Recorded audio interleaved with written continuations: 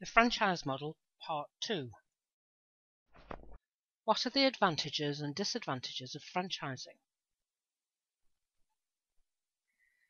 Franchising is so popular because it provides benefits for both franchisor and franchisee.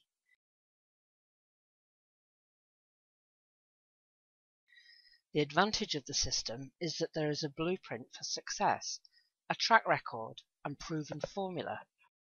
The process is highly regulated by the franchisor, so that success can be replicated by the franchisee. The franchisor must invest in an infrastructure that can service the training and support needs and contractual obligations of its franchisees. But the right concept, franchised effectively, can be an effective expansion strategy for the franchisor. For franchisors, the chief benefit is that they do not need a large amount of capital to expand the brand rapidly, certainly less capital than if they attempted to expand it themselves. The franchise fees and royalties they collect allow them to build their brand without sacrificing control to investors or banks. Additionally, they do not have the psychological or cash flow pressure of repaying lenders. The fees and royalties can be used to fund their infrastructure, train and support franchisees, improve the quality of goods and services, and market and build the brand in the marketplace.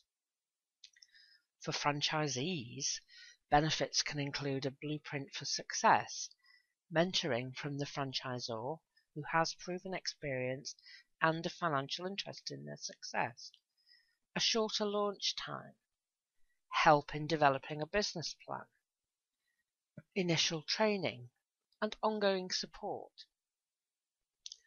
All the legal and financial setup issues have been thought through and resolved. In effect, the risk of failure is significantly reduced. Franchisees will also get help to find an optimal site, the selling power of an established brand.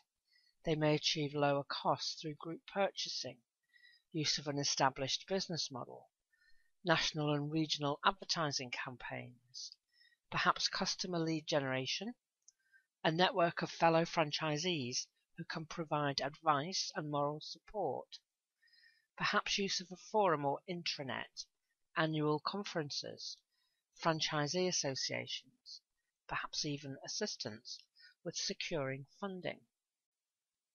Disadvantages. For the franchisee, the obvious issue is the payment of the fees and royalties. This means that the first tranche of their earnings always goes to the franchisor, and the second tranche to the tax collection authorities.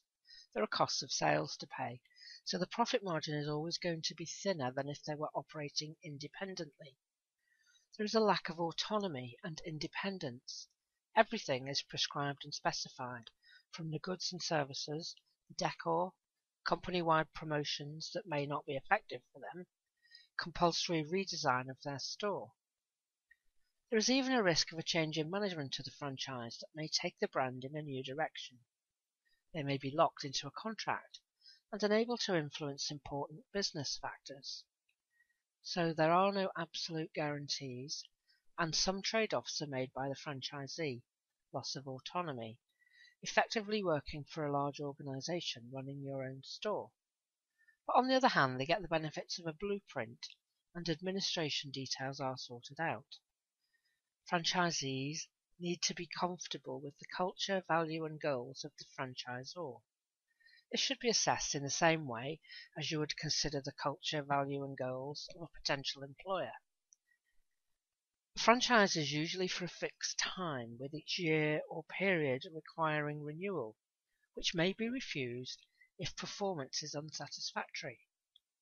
The franchisor must invest in an infrastructure that can service the training and support needs and contractual obligations of its franchisees.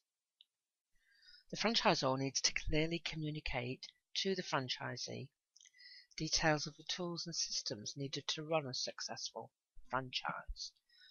This should include processes and documentation for all aspects of the business, including recruitment and training, purchasing, operations, and finance, Sales and marketing literature should also be provided. They must manage and control the franchisees carefully and employ staff to monitor adherence to standards. They will constantly need to train new staff at franchisees who will have a significant turnover because of the sectors in which they operate. Each party has obligations to the other. The franchisor needs to protect the trademark and control the concept, so will insist on standardization and strict adherence to their rules and guidelines. Signage, logos and trademarks will all have to be used exactly as described in the contract. Uniforms will be standard. The franchisee has to carry out the exact services the trademark is known for, and does not have the option of altering or personalizing them. They are not in control of the business in terms of improvements and developments. See you in part 3.